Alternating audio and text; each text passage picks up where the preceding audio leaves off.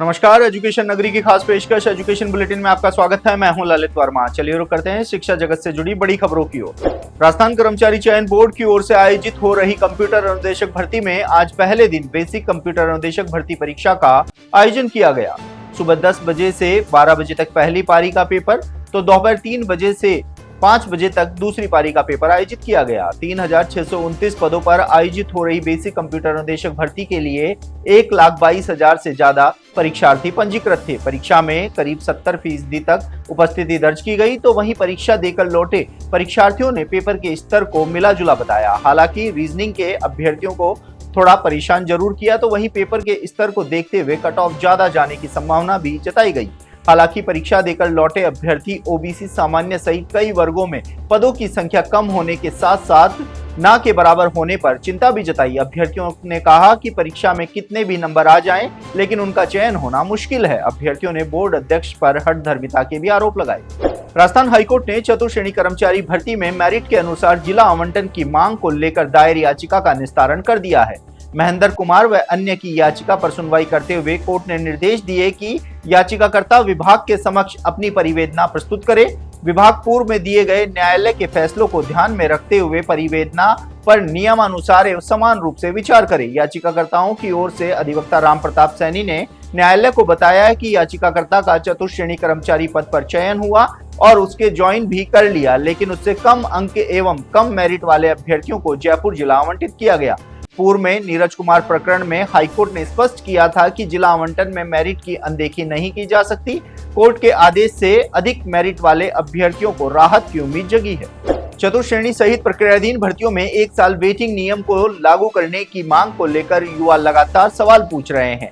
इसको लेकर स्थिति अब साफ हो गई है कि आचार संहिता लगने के कारण अगले 2 से 3 महीने तक इस नियम को लेकर न तो कोई चर्चा हो सकती है और न ही इसे लागू किया जा सकता है।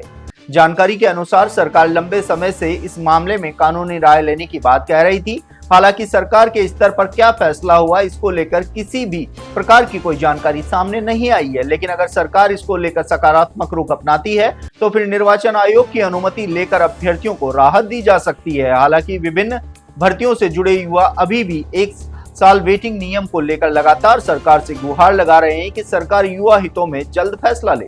राजस्थान हाईकोर्ट और अधीनस्थ न्यायालयों में 5670 पदों पर आयोजित होने वाली चतुर्श्रेणी भर्ती का मामला सरकार और हाईकोर्ट के बीच गतिरोध के चलते अधर में लटक गया है।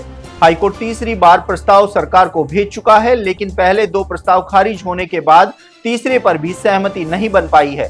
हाईकोर्ट का पक्ष है कि न्यूनतम योग्यता 10वीं पास होने के से पहले 10वीं पास वाले अभ्यर्थियों को साक्षात्कार के लिए बुलाया जाए, जबकि सरकार का कहना है कि उच्च योग्यता अयोग्यता नहीं हो सकती और आवेदन के समय प्राथमिकता का प्रावधान नहीं था।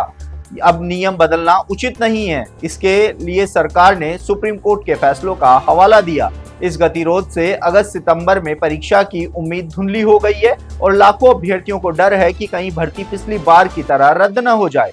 गौरतलब है कि पिछले साल 2025 के जून जुलाई में भर्ती को लेकर आवेदन हुए थे और लगभग 1 साल बीत जाने के बाद भी ना तो भर्ती का सिलेबस जारी हो पाया है और न ही परीक्षा तिथि। राजस्थान लोक सेवा आयोग की विभिन्न भर्ती परीक्षाओं में अभ्यर्थियों के न्यूनतम अंक भी हासिल न कर पाने और सैकड़ों पद खाली रह जाने के मामले को आयोग ने गंभीरता से लिया है। आयोग अध्यक्ष लेफ्टिनेंट कर्नल केसरी सिंह ने प्रश्न पत्रों की वैज्ञानिक समीक्षा के लिए एक स्पेशल इंटरनल कमेटी का गठन किया है, जो सभी पेपरों को सरल, मध्यम और कठिन 3 श्रेणियों में बांटकर कठिनाई स्तर का आकलन करेगी और 2 चरणों में 27 अगस्त को अंतरिम और 31 अगस्त को फाइनल रिपोर्ट सौंपेगी। रिपोर्ट के बाद पेपर पैटर्न में बदलाव संभव है।